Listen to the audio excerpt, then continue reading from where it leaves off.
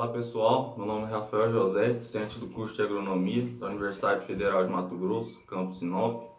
Juntamente com meu colega Lucas Bartolomeu, vamos abordar o tema Conceitos em Forragicultura, da disciplina Nutrição Animal, ministrada pela professora doutora Camila Andreatta.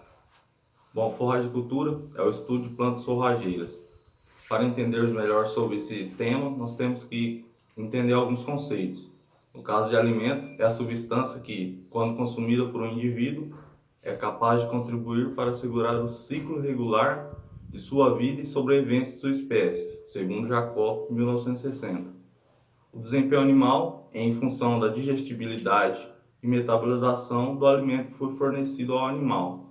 O alimento é basicamente constituído por água e matéria seca, onde a matéria seca ela fornece ao animal, ela é diferenciada em duas etapas, a orgânica e a mineral, onde a orgânica ela fornece ao animal proteínas, carboidratos, lipídios, vitaminas, e a mineral fornece os macros e os micros nutrientes.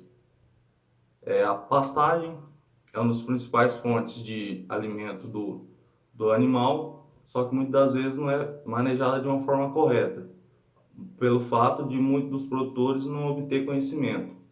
As pastagens são divididas em nativas e plantadas, onde as nativas é onde existem as várias espécies de plantas forrageiras, e as plantadas, que são as monoespecíficas ou consorciadas. Um exemplo seria o consórcio de arrosienses com o milho.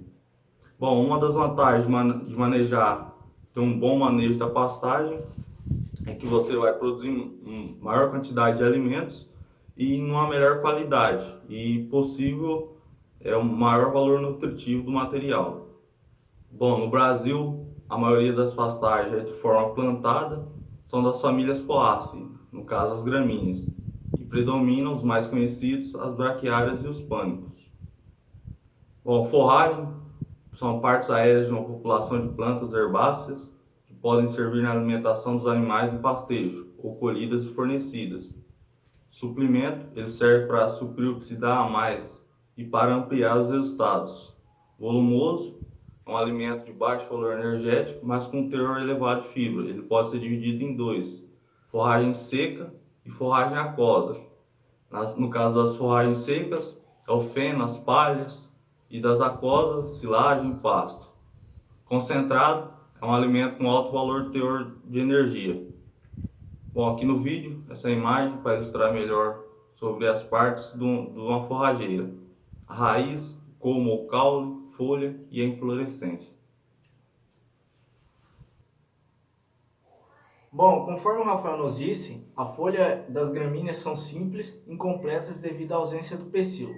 O caule das gramíneas é conhecido como colmo típico, formado por seções que são chamados de internóides separados por nós.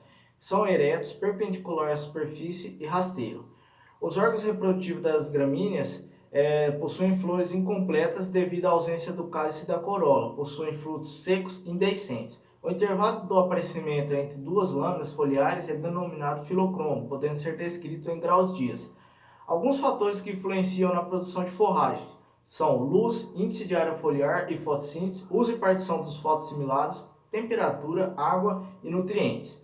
Algumas condições ideais para a obtenção de uma alta produção animal exigem uma boa produção de grande quantidade de forragem, de bom valor nutritivo, colheita de grande proporção dessas forragens pelos animais e aumento na eficiência de conversão dessas forragens pelos animais. A eficiência na utilização da radiação solar e produção de biomassa depende da interação entre a vegetação e o ambiente. Os processos de fotossíntese e transpiração são afetados diretamente pelo clima. A estrutura do dossel da pastagem influencia a quantidade de radiação incidente na parte inferior do dossel. A quantidade de energia disponível para a planta varia com a latitude, a hora do dia, estação do ano e nebulosidade. A área foliar do dossel é removida constantemente ou em intervalos regulares. As folhas que sobram no inferior são responsáveis pelo vigor da rebrotação. As reservas orgânicas são importantes quando os cortes são mais drásticos, causando uma redução da área foliar. Desfoliação frequente e intensa resulta em rebrotação mais lenta, pois as reservas orgânicas são menores. Aqui no gráfico, como vocês podem ver, a ingestão do animal, de forragem pelos animais. O consumo é diretamente afetado por fatores não nutricionais do que fatores nutricionais. A produção e manejo não é uniforme, a produção de forragens, não é uniforme ao longo do ano, exceto irrigado. O manejo interfere diretamente na quantidade e qualidade das pastagens. As plantas se comportam melhor em condições de manejo adequado. Tem como objetivo de manejo otimizar a produção da forrageira, otimizar a eficiência do uso da forragem, garantir a persistência da pastagem e otimizar o desempenho animal. Na suplementação, tem como alternativa importante para acelerar o ganho de peso animal, complementar o valor nutritivo disponível pela forragem para atender às exigências do animal. 3 categorias de formulação de suplementação de acordo com a meta de desempenho são sal mineral mais ureia, que serve para manutenção do peso vivo durante o período da seca, mistura mineral múltipla, que complementa o macros e micronutrientes, proteína e energia durante o período seco, próximo à terminação ou final de gestação. Suplementação com concentrado, que serve uma estratégia para aperfeiçoar o uso da pastagem, tendo baixo teor de fibra e alto valor energético. Os atributos desejáveis em plantas forrageiras são produção de forragem, uma grande produção de forragem, bom valor nutritivo, tanto composição química e digestibilidade e aceitação pelo animal. Tem como atributo desejável também a persistência ao pastejo e ao pisoteio, facilidade de propagação e rebrota e resistências a pragas e doenças. Com isso tudo, apresentamos alguns conceitos sobre forragicultura. Obrigado.